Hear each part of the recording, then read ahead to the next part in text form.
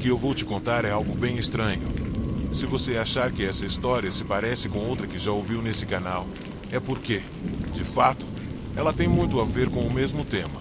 Mas o que estou prestes a te contar é algo diferente, ou melhor, algo a mais. Quero deixar claro que não sou o autor dessa história, mas eu a ouvi e tenho certeza de que você se lembra dela. Quem iria esquecer algo assim? De qualquer forma, vou refrescar a sua memória. Essa história era sobre uns caras que, por um descuido, acabaram se encontrando em um canto escuro da Deep Web, onde estavam vendendo carne humana. Se você não ouviu o vídeo, eu recomendo que ouça. Vale a pena, embora você talvez comece a desconfiar de todos os restaurantes depois disso. O vídeo contava a experiência de um grupo de rapazes que, sem querer, se depararam com um site na Deep Web que listava diferentes cortes de carne humana. E você poderia pedir os cortes como se fosse o menu de um restaurante chique. Eu juro, é a coisa mais perturbadora que você vai ver na vida. O site que estou falando explicava como preparar a carne humana e dava detalhes muito precisos sobre os tipos de carne disponíveis. Era como uma promessa de carne fresca, nunca congelada, mas para aqueles dispostos a cometer os atos mais horríveis e desprezíveis do mundo. E aqui vem a coisa mais perturbadora. Essas páginas não são apenas lendas urbanas. Eu posso confirmar que o mercado de carne humana existe, embora com o alerta de que você tem que ter muito cuidado se decidir investigar isso. Não sei se era o mesmo site que foi citado no vídeo. Poderia ter sido uma armadilha, uma isca para pegar os curiosos, mas certamente há mais de uma página legítima na Deep Web.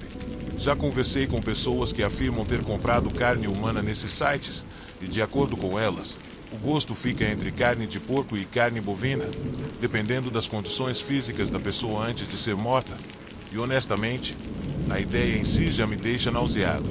Quando essa pessoa, que também é alguém que eu conheço há muito tempo e é claramente uma pessoa comum, como você e eu, me confessou que comprou um pedaço e experimentou por pura curiosidade. Eu quase tive um infarto, juro.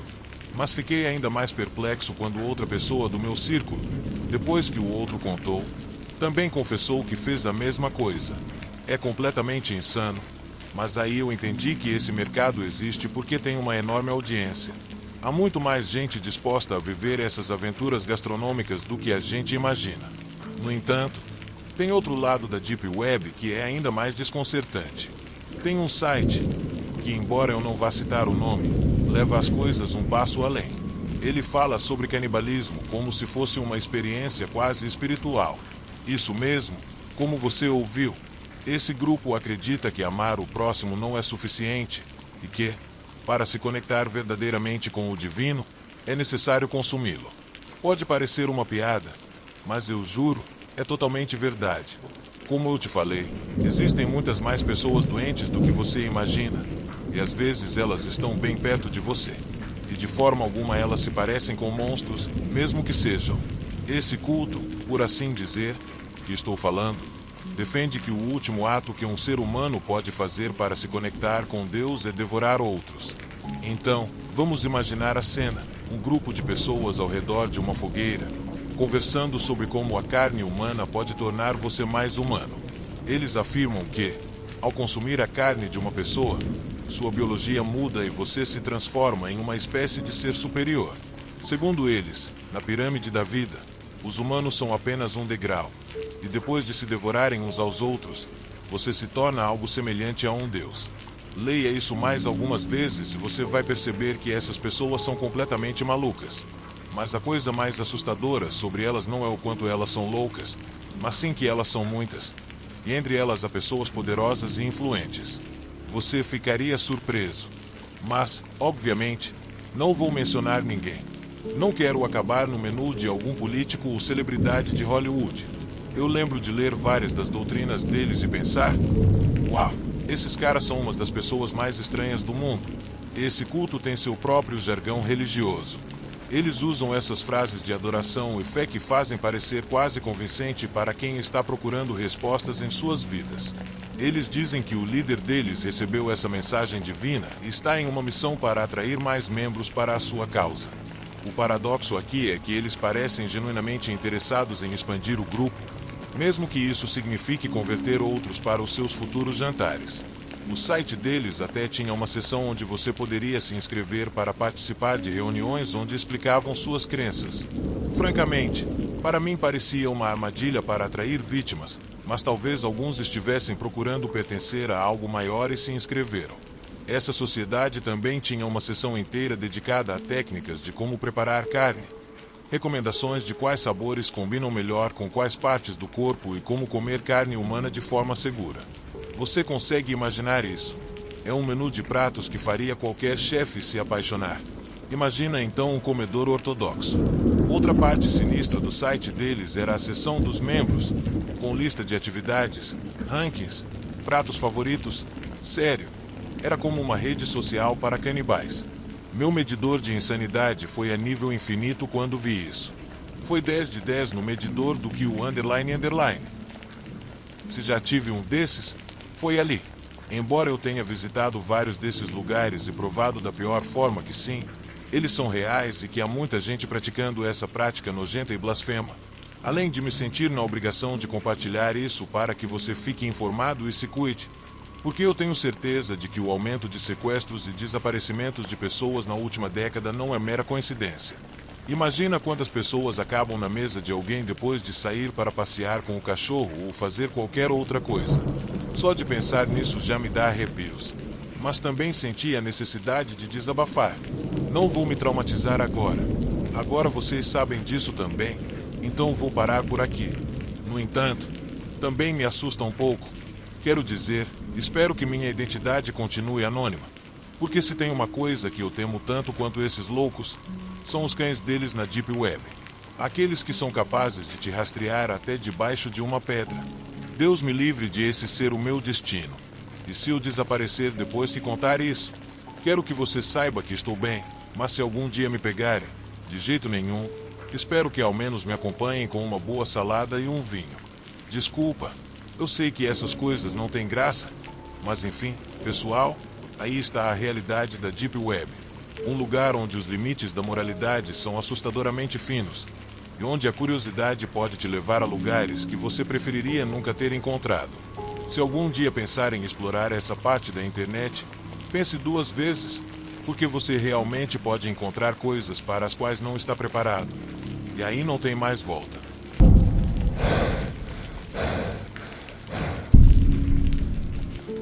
Uma vez, me ocorreu comprar um laptop pela Deep Web. Nem sei por que eu fiz isso, para ser honesto, mas a verdade é que aquele laptop mudou completamente a minha vida.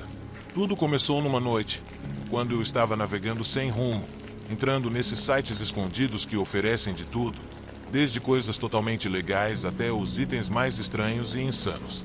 Aí, no meio de toda aquela loucura, vi um anúncio que parecia algo bem inocente para o tipo de lugar onde estava anunciado. Um laptop antigo que precisava de um pouco de cuidado, mas ainda funcionava. Agora, eu sou um nerd de tecnologia, sempre procurando novos projetos. Para ser sincero, aquilo parecia uma super oportunidade. A única coisa que me preocupava era que quase não havia comentários no anúncio, e os poucos que tinham eram bem vagos. Então, eu não sabia se era uma boa oferta ou se estava caindo numa das muitas fraudes da Deep Web. Mas o preço estava tão bom que resolvi arriscar. Quando cliquei, uma sensação estranha e desconfortável tomou conta do meu estômago, mas ignorei completamente. Eu precisava de algo para me distrair, e aquele laptop velho parecia perfeito. Quando ele finalmente chegou, vi que estava um pouco gasto. Não era exatamente como na foto do anúncio, mas tinha uma vibe vintage que me agradou. Limpei ele na hora, liguei e acionei, querendo saber se ele realmente funcionava ou se eu tinha sido enganado. Assim que apertei o botão de ligar, a tela se acendeu e exibiu uma porção de arquivos. A maioria eram documentos antigos, algumas músicas e apps aleatórios, mas um chamou minha atenção. Era uma pasta com a frase "não abrir" escrita em letras vermelhas. Hesitei por um momento, mas a curiosidade foi maior. Quero dizer, se a pasta tivesse dito qualquer outra coisa, talvez eu nem ligasse, mas aquela frase estava claramente me desafiando a descobrir o que tinha lá dentro. Eu tinha experiência com hacking, então achei que, fosse o que fosse, eu conseguiria lidar com aquilo. Por algum motivo, me senti especialmente incomodado e nervoso, como se eu sentisse algo, mas simplesmente não pensei muito sobre isso. Respirei fundo e cliquei na pasta. Assim que cliquei com o mouse, a tela ficou toda cheia de estática e um som agudo rompeu o silêncio, me fazendo sentir um calafrio. Era como um grito constante, como se alguém estivesse assoprando um apito. E o som continuava, mas depois foi diminuindo até se tornar um ruído de fundo bem baixo. Eu realmente queria fechar o laptop, mas estava meio hipnotizado. Depois de alguns momentos, de repente, um vídeo começou a rodar. A qualidade era baixa e o vídeo tinha uma sensação de melancolia. No começo, eu não consegui distinguir direito, mas então vi uma figura estranha que começou a se destacar. Tudo estava escuro, mas no centro da tela dava para ver uma pessoa, aparentemente mais velha, com cabelo grisalho e cabeça abaixada. Ela estava segurando uma vela e cantando algo em uma língua que eu não entendia, com uma voz arrepiante. De repente, essa figura se virou para a câmera e olhou diretamente para mim, com uma expressão vazia, mas como se estivesse me encarando de verdade. Por um momento, senti os olhos dela atravessando minha alma. E então, o vídeo cortou abruptamente, me deixando em um silêncio estranho e com o coração acelerado. Fechei o laptop um pouco confuso, dizendo para mim mesmo que era só um vídeo e nada mais. Mas eu não fazia ideia de que o pior ainda estava por vir. No dia seguinte, acordei com um monte de notificações. Minhas redes sociais estavam cheias de mensagens estranhas e meus velhos amigos me mandando mensagens loucamente. Tudo estava um caos. De repente, um amigo da escola me ligou, com a voz trêmula. Perguntou se eu estava bem, porque ele tinha recebido um e-mail com um vídeo onde eu supostamente estava me enforcando. Eu congelei. O que eu disse? Surpreso. Então, ele me disse que estava me enviando o vídeo. Imediatamente, recebi o arquivo no meu e-mail e senti meu coração parar quando abri o vídeo. Era uma gravação borrada de mim na minha sala de estar, e lá estava eu, em cima da mesa de café, colocando uma corda ao redor do pescoço, amarrada ao teto, pronto para pular. O vídeo cortou justo no momento em que eu estava prestes a pular da mesa, mas eu não me lembrava de ter feito nada daquilo. E o pior era que eu estava usando o mesmo pijama. Fiquei me perguntando como isso havia acontecido, mas não tive muito tempo para pensar, porque nesse momento, o interfone tocou, seguido de uma batida forte na porta. Eu senti como se tivesse levado um soco no estômago. Alguém tinha contado para a polícia sobre aquele vídeo. Eu precisava esclarecer tudo, então corri até a porta, pronto para resolver o mal-entendido, embora não soubesse bem como. Quando abri, em vez das autoridades, encontrei minha namorada, Stella. O rosto dela estava cheio de rímel borrado de tanto choro, mas o olhar era de pura fúria. Sem dizer uma palavra, ela entrou furiosa no meu apartamento. Antes que eu pudesse reagir, me empurrou para o sofá. Tirou um dos sapatos e começou a me bater. Como você pode fazer isso comigo? O que diabos é isso na sua cabeça? Ela gritava, batendo em mim repetidamente com o sapato, que, graças a Deus, não tinha salto. Ei, espera um minuto, para de me bater. Eu falei, tentando explicar que o vídeo era falso, que eu não estava fazendo nada errado, mas isso parecia deixá-la ainda mais furiosa. Até que, em um momento, ela se acalmou um pouco e só então conseguimos conversar de forma mais calma. Stella puxou o celular e colocou-o na minha frente com o vídeo rodando. A respiração dela ainda estava ofegante da explosão anterior e ela disse, explica isso. Dessa vez, era outro vídeo. Agora eu estava na praia com uma garota que não era ela, rindo e flertando. Eu fiquei em choque. Estava claro que aquele vídeo também não era real. Lágrimas começaram a cair no rosto de Stella. Você vai dizer que isso também é armação? Ela perguntou, com a voz cheia de dor. Mas eu apenas fiquei olhando para a tela, completamente atônito. Eu não conhecia a garota do vídeo e nunca tinha ido àquela praia. Era tudo muito estranho e absurdo. Que diabos é isso? Eu me perguntava, mas antes que eu pudesse responder, Stella pegou o sapato e me atirou novamente, saindo enfurecida e quase quebrando a porta de tanto força ao fechá-la. Eu fiquei ali, paralisado, não conseguindo processar tudo o que tinha acontecido. Sentia como se estivesse no meio de um pesadelo, e minha mente girava tentando encontrar uma explicação, mas não havia nenhuma. Nesse momento, Meu celular tocou de novo. Agora eram meus pais, que estavam em pânico. Eles me disseram que tinham recebido uma notícia onde eu aparecia na cadeia por ter causado um acidente fatal de carro enquanto estava bêbado. Como isso era possível? Que diabos estava acontecendo? Eu disse, sentindo minha cabeça pegar fogo. Eu fiquei na minha sala, completamente confuso, sem entender nada. Passei horas tentando acalmar meus amigos e minha família, dizendo que tudo não passava de uma piada. Mas será que realmente era? Sob a pressão da incerteza, olhei para o laptop de novo, e uma onda de medo tomou conta de mim. Isso tinha algo a ver com o que aconteceu naquela noite. Meu coração começou a bater rápido, mas só havia uma maneira de descobrir. Então, eu lentamente alcancei o laptop e o liguei de novo. A tela acendeu imediatamente, mas dessa vez, quase todos os arquivos haviam sumido, exceto dois: o arquivo não abrir e um novo chamado vítimas. Lógica. Abri o segundo arquivo e comecei a rolar por uma lista longa de fotos e nomes de usuários da Deep Web, pessoas que provavelmente estavam mortas agora. Meu sangue congelou quando vi meu nome escrito no lugar 176, com a descrição "status de vítima recente, em andamento". Quando cliquei, uma série de fotos minhas apareceu com detalhes de alguém que estava me observando. Eu fiquei completamente chocado. Na lista de vítimas, também havia alguns nomes de usuários que me pareciam familiares. Eram pessoas que eu tinha visto em fóruns obscuros e sempre me perguntei o que tinha acontecido com elas. Agora eu sabia porque tinham desaparecido. Nesse momento, a angústia me assaltou. Em pânico, eu fechei o laptop com tudo, peguei ele com toda a minha força e corri para o carro. Dirigi por horas até encontrar um lugar remoto perto de um dumpster e lá, com toda a força, joguei o laptop dentro, me certificando de que estava bem destruído e o mais longe possível de mim.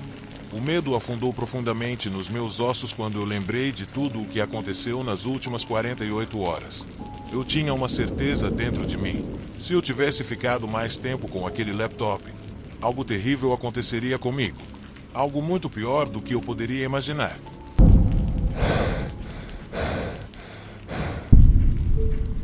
O que você faria quando sente que não há saída? Uma boa pergunta, não é? Na época, eu era recém-formado, e 2 anos depois de receber meu diploma, ainda estava procurando um emprego.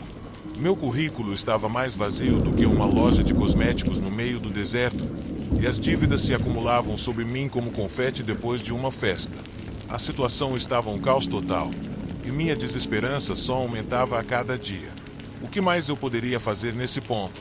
É incrível, mas quando você se encontra em situações desesperadoras, sua mente busca distrações.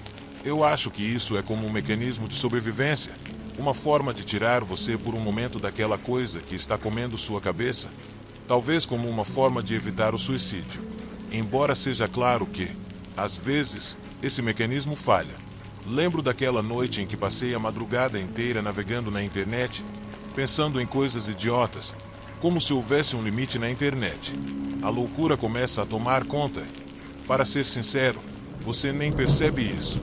Lembro de passar horas e horas assistindo a vídeos de teorias malucas e notícias absurdas, até que tudo se transformou em um mar de hype.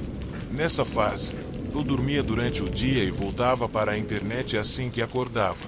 Eu estava navegando tanto que, às vezes, esquecia de ir ao banheiro. E isso me machucava, literalmente. Também esqueci de comer e beber, e acabei com uma dor de cabeça que nunca ia embora, típica de um viciado em telas. Como era de se esperar, não demorou muito para que eu me interessasse pela Deep Web. Aquilo era como o santo graal para quem se perdia nas profundezas da internet. Mas, infelizmente, também não demorou para que eu me deparasse com os sites mais obscuros da Dark Web. Lembro de encontrar sites que me causavam náusea, mas mesmo assim fui me aprofundando mais e mais naquele mundo. Foi então que eu encontrei um site que me marcaria para sempre. No início, parecia inofensivo o suficiente, apenas uma imagem de um herói com um perfil humano e um menu suspenso na parte direita.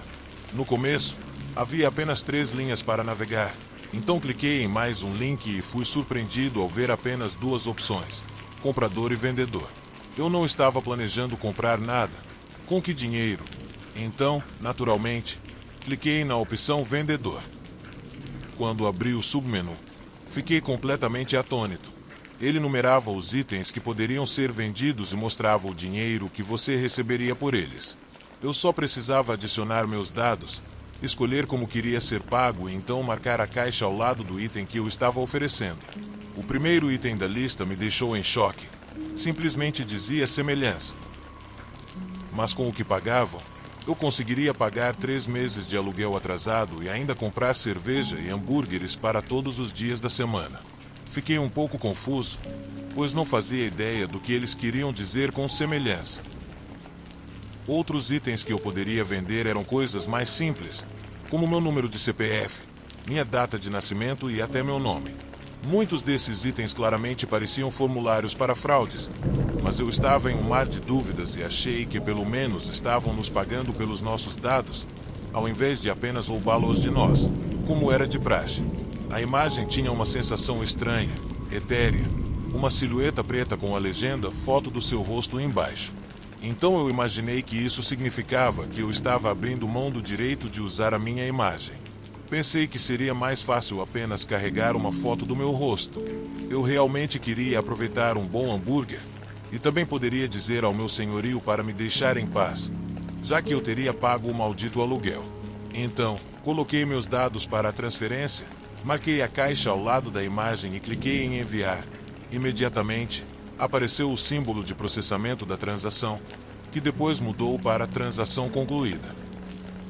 Uma nova caixa apareceu, oferecendo a opção de deixar um comentário. Como eu não tinha enviado nenhuma foto, digitei "Você precisa que eu envie uma foto", pensando que talvez isso esclarecesse o que exatamente eu tinha acabado de vender. Mas, depois de um tempo, recebi uma resposta: "Recebemos". Nesse momento, lembrei que estava na Deep Web e que aquele site provavelmente tinha mais do que apenas uma foto minha.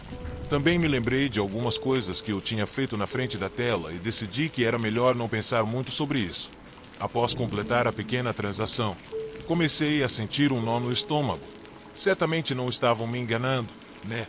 Eu já estava quase me dando um tapa na cara por ser tão ingênuo, mas de repente recebi uma notificação da minha carteira. Verifiquei meu saldo. Para minha surpresa, o dinheiro estava lá. Quase pulei de alegria. E a primeira coisa que fiz foi voltar ao bom e velho site tradicional e pedir um triple-double cheeseburger e uma porção gigante de batatas fritas e refrigerante. Depois, comecei a adicionar mais acompanhamentos ao pedido. Passei algumas semanas gastando o dinheiro da venda da minha imagem, aproveitando ao máximo sem sair do meu apartamento e sem me preocupar com o aluguel. "Não se preocupe", me dizia. Então voltei à parte mais sombria da internet, ao meu novo site favorito. Desta vez, movi o cursor até a opção de impressão digital. E depois de pensar um pouco, marquei uma dúzia de coisas arriscadas que poderiam vir dali. Mas o pensamento de dinheiro fácil e rápido me manteve motivado. Então, sem pensar muito, marquei a caixa e cliquei em enviar. 10 pequenas caixas apareceram na tela com instruções pedindo para eu colocar meus dedos nelas. Fiz isso, e em segundos, a transação estava completa. Então, vi que meu saldo aumentou novamente e pensei: os problemas acabaram para mim. Agora eu poderia pagar o aluguel e até tinha o suficiente no meu cartão de crédito para pagar algumas contas. Na caixa de comentários, escrevi "obrigado", e a resposta veio quase instantaneamente: "De nada". Assim como fiz com o dinheiro da transação anterior, joguei tudo fora. Coisas de nome. Sempre fui péssimo em lidar com dinheiro, mas prometi a mim mesmo que essa seria a última venda nesse site. Passei muito tempo verificando quais outros itens eu poderia vender e até fiz uma planilha para acompanhar minhas dívidas e ter clareza sobre quanto precisava ganhar. Como seria a última vez? Preparei uma lista das poucas coisas que ainda poderia vender e estava pronto para oferecer meu nome, data de nascimento e número de CPF. Mas a verdade é que eu não queria correr o risco de perder minha conta bancária ou me meter em encrenca, quando eu ainda tinha a esperança de conseguir um emprego estável. A ideia de me meter em problemas legais por entregar minha identidade não me atraía nem um pouco. Então, a ideia de uma última venda era o meu plano para quitar minhas dívidas e encontrar um emprego. Peguei a caixa do rim na lista, quase desmaiando enquanto apertava enviar, quase às lágrimas. Foi uma coisa desesperada de se fazer, mas seria a última. Continuei me dizendo isso. Quando verifiquei meu saldo mais tarde, senti como se um peso tivesse sido tirado dos meus ombros. Com aquele dinheiro, finalmente senti que poderia colocar minha vida de volta nos trilhos. Enquanto isso, na caixa de comentários já havia uma mensagem. Estava muito nervoso para ler imediatamente, então respirei fundo. Finalmente, fiz isso. Era um número de referência de 8 dígitos, um endereço e o agendamento para aquela mesma tarde. Ou seja, naquela tarde, eu teria meu rim removido. Nesse momento, fiquei tão nervoso que até pensei na possibilidade de não ir. Eu já tinha o dinheiro. Então por que complicar as coisas? Mas então me lembrei de que eles já tinham recebido minha foto e todos os meus dados. A pessoa por trás do site certamente sabia onde eu morava. Se não soubesse, seria fácil descobrir. Não eram pessoas com as quais você queria brincar, muito menos enganar. Estava claro. Então, deixei meu apartamento com uma infinidade de emoções à flor da pele. Nervosismo, medo e, ao mesmo tempo, uma euforia pelo que poderia surgir à minha frente. Eu só precisava administrar bem essa oportunidade. O endereço acabou sendo um prédio bem normal nos arredores da cidade. Todas as janelas estavam fechadas e não havia sinalização. Apenas a silhueta humana que eu reconheci do site. Havia um teclado fixo ao lado de uma porta de metal grosso e eu não sabia o que fazer. Então, digitei o número de referência que me enviaram e a porta se abriu com um leve rangido. Meu estômago revirou enquanto eu dava um passo para dentro. A única coisa que eu podia ouvir era o zumbido do ar-condicionado. Mas de repente senti os nervos queimando e comecei a repetir para mim mesmo que tudo estava bem. Tudo estava normal. Mas, claro, não estava. Mal conseguia acreditar até onde eu tinha chegado. Mal conseguia acreditar em como eu tinha chegado até ali por causa das minhas más decisões. Cheguei ao que parecia ser uma espécie de recepção, mas não havia ninguém lá. Naquele instante, um cara apareceu usando um macacão branco, uma máscara e luvas. Parecia com os médicos que você vê em filmes antigos, aqueles com uma máscara estranha no rosto e uma roupa branca. Ele me fez seguir até uma sala branca e começou a me dar instruções. Ele não olhava para mim, apenas me dizia o que fazer com voz mecânica. Tirei minhas roupas e fiquei ali, deitado sobre uma mesa cirúrgica. Ele começou a me preparar para a cirurgia, mas à medida que isso acontecia, uma sensação estranha me dominou. Quase não conseguia mais controlar minhas emoções. A dor nas minhas costas parecia se intensificar enquanto ele se aproximava, e no final ele me disse: "Espero que você aproveite esse dinheiro enquanto durar." De repente, meus olhos se abriram com um choque absoluto. Ele estava me olhando nos olhos, com um olhar quase morto. Me disse em voz baixa: "Eu já vi tudo sobre você. Você nunca mais será o mesmo." De repente, meus olhos se abriram com um choque absoluto. Ele estava me olhando nos olhos, com um olhar quase morto. Me disse em voz baixa: "Eu já vi tudo sobre você. Você nunca mais será o mesmo." Aquelas palavras ficaram ecoando na minha mente, e minha visão começou a ficar embaçada. Eu não entendia o que estava acontecendo, mas tudo ao meu redor parecia se distorcer, como se estivesse em um pesadelo, onde as regras da realidade já não se aplicavam mais. Tentei gritar, mas minha garganta estava completamente seca, e um pânico profundo me tomou. O homem não me deu tempo para reagir. Ele puxou algo de dentro de sua bolsa, uma agulha enorme, com uma substância esverdeada que parecia brilhar na luz fraca da sala. Ele não falou nada, apenas se aproximou de mim. Com uma precisão assustadora, aplicou a substância na minha veia. O que aconteceu a seguir foi como uma sensação de estar afundando, como se o mundo inteiro estivesse desaparecendo ao meu redor. Eu podia sentir meu corpo se desligando, mas minha mente ainda estava viva, alerta, assustada. Eu estava preso, incapaz de me mover, incapaz de gritar ou pedir ajuda. Minha visão começou a se turvar, e a última coisa que consegui perceber foi o rosto do homem se afastando lentamente, como se ele estivesse me observando com prazer. "Você fez sua escolha", ele disse, e suas palavras me seguiram enquanto tudo ao meu redor se apagava. Acordei em um lugar desconhecido, mas a sensação de estar preso e impotente nunca me deixou. Algo em mim havia mudado para sempre. A dor, a perda e o vazio eram agora partes de quem eu era. Minha vida nunca mais seria a mesma. E eu sabia que algo mais escuro estava me observando. Algo além daquilo que eu poderia compreender. E, mesmo agora, enquanto escrevo essas palavras, posso sentir aquela presença, como uma sombra que se arrasta, esperando para me pegar novamente.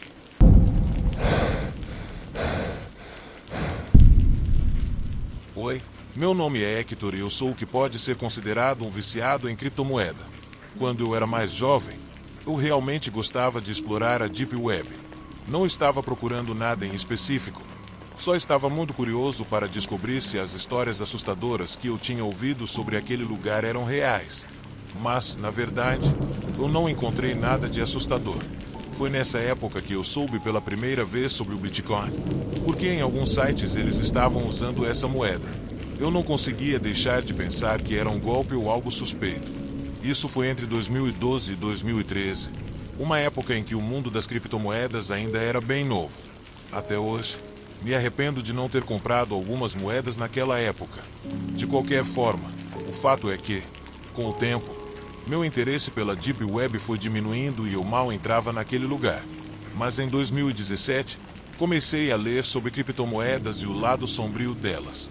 A mídia estava falando muito sobre o Bitcoin, e foi quando eu decidi me aprofundar nesse mundo. No começo, meu único objetivo era fazer dinheiro suficiente para pagar minhas dívidas estudantis. Mas como geralmente acontece, nada é tão simples assim.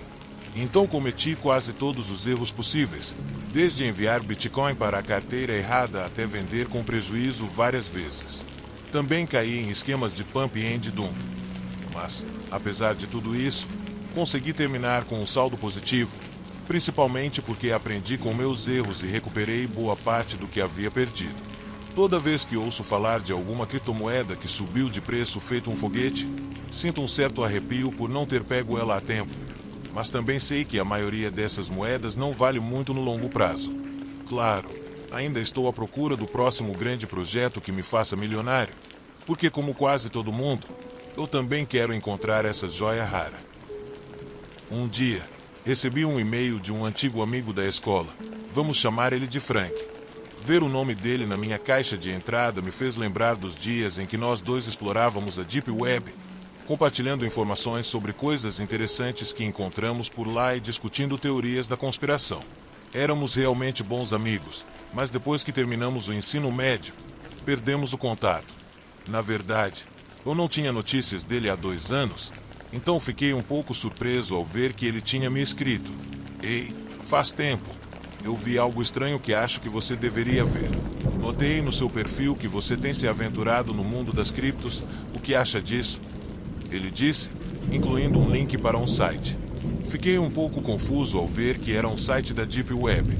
Segundo a mensagem dele, supostamente nesse site estavam lançando uma nova criptomoeda, o que me pareceu estranho, porque quando você lança algo novo, o ideal é atrair o máximo de pessoas possível e ter todas as informações acessíveis.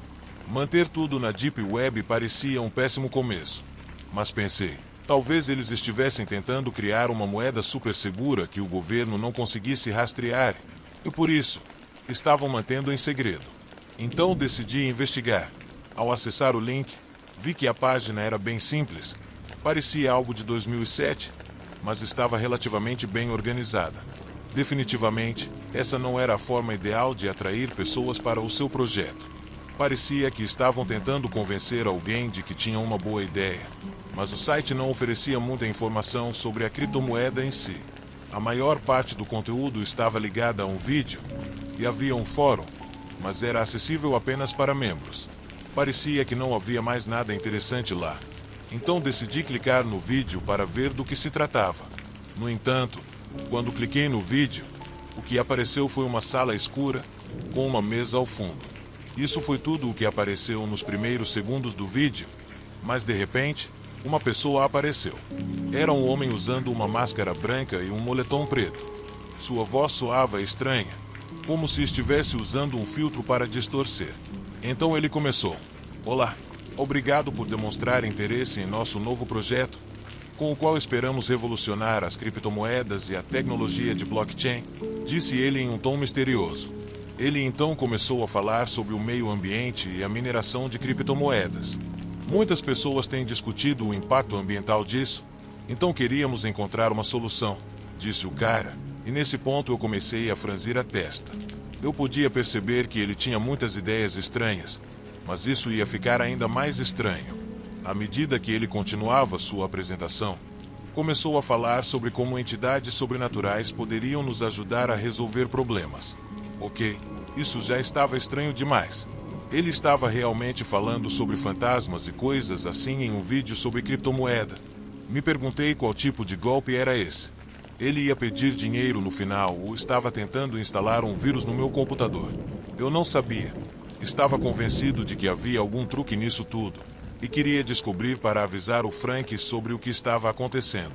O cara mencionou que certas criaturas queriam nos ajudar sem cobrar nada, mas que para isso precisávamos alugar nossos corpos por algumas horas por dia, em troca de criptomoedas.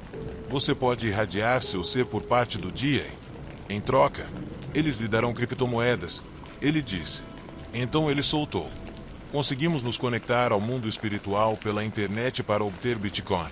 E começou a explicar algo sobre como os seres de luz são capazes de se conectar energeticamente conosco e com as redes. Uma série de coisas estranhas que eu não entendi nem um pouco. Para ser sincero, parecia pura baboseira, mas de acordo com ele, havia até uma base científica para isso. Em breve lançaremos nosso próprio projeto, ele disse, empolgado. Isso era absolutamente ridículo, mas a curiosidade me fez continuar ouvindo. O vídeo terminou, e depois de ouvir tanto a abordagem quanto os argumentos dele, fiquei tão confuso quanto intrigado. Isso era apenas um golpe? Mas como eles ganhavam dinheiro se não pediam nada dos participantes? Pelo contrário, estavam oferecendo dinheiro. Fui dar uma olhada nos fóruns, mas eles estavam restritos apenas aos que assinavam um contrato, e quando vi, o contrato era longo e complicado. Não conseguia acreditar que poderiam processar alguém por isso. Estava claro que não ia dar em nada. Basicamente, o que propunham era que você alugasse seu corpo de uma maneira que variava de 1 a 10 horas por dia. Dependendo do tempo que você escolhesse, ganharia uma certa quantidade de Bitcoin por dia. Se você decidisse alugar seu corpo por completo, prometeriam uma fortuna. Frustrado, escolhi a opção de apenas 1 hora e aceitei. Então apareceu uma mensagem dizendo que o contrato duraria 1 ano sem possibilidade de cancelamento. Tem certeza de que deseja aceitar? Perguntou. Eu ri disso e aceitei mesmo assim. Então recebi uma mensagem de parabéns junto com um endereço de carteira. Depois, continuei navegando pelo site, mas não vi nada que realmente explicasse como tudo funcionava. Com o tempo, ficou claro para mim que era um golpe elaborado. No dia seguinte, segui minha rotina normalmente até que algo estranho aconteceu. Eu saí de casa e de repente me vi no meu escritório, sem memória de como cheguei lá. Era como se eu tivesse perdido 1 hora inteira, o que era estranho, porque embora eu às vezes me distraísse ao dirigir, algo assim nunca havia acontecido antes. A maioria das pessoas que entravam no prédio não parecia perceber nada, então pensei que fosse apenas minha mente pregando peças. Mas o desconforto não foi embora. No dia seguinte, enquanto relaxava em casa, aconteceu de novo. Olhei para o relógio e o céu de repente escureceu, como se o tempo tivesse sumido. No terceiro dia, foi ainda mais estranho. Eu estava em uma reunião, de repente, me vi de volta à minha mesa, sem saber como havia chegado lá. No começo, fiquei feliz por ter perdido a reunião, mas depois percebi que as coisas estavam realmente esquisitas. Fui ao médico para ver o que estava acontecendo comigo e ele disse que eu poderia ter algum tipo de distúrbio de identidade. Fiz ressonâncias magnéticas e testes psicológicos, mas tudo deu normal. Esses episódios continuavam acontecendo todos os dias, mas nada de significativo parecia acontecer durante os períodos em que eu perdia a consciência. No entanto, 1 mês depois, encontrei algumas joias que não me lembrava de ter recebido. E no dia seguinte soube que um dos meus vizinhos havia sido assaltado, embora eu não soubesse quem tinha feito isso. O primeiro momento verdadeiramente aterrador aconteceu no dia em que vi vidro quebrado na minha jaqueta. Naquela hora, fui até o estacionamento e ouvi que alguém havia estourado o vidro do carro de outro vizinho. E foi nesse momento que senti um nó no estômago. Cansado de tudo isso, instalei câmeras pela casa para descobrir o que diabos estava acontecendo comigo. mas não estava preparado para o que isso iria revelar. Naquela noite, depois de sofrer meu episódio habitual de desconexão, fui para casa e verifiquei as câmeras de segurança. Foi quando vi a mim mesmo saindo de casa e voltando mais tarde com um pouco de dinheiro, como se tivesse ido ao banco, e mais estranho ainda, eu estava usando a roupa de um vizinho. Ao ver aquilo, eu fiquei em pânico. Quase não consegui dormir naquela noite. Eu tinha aceitado um contrato maluco que havia me colocado em uma situação que eu não entendia. E sabia que a resposta estava em descobrir quem estava realmente por trás da criptomoeda.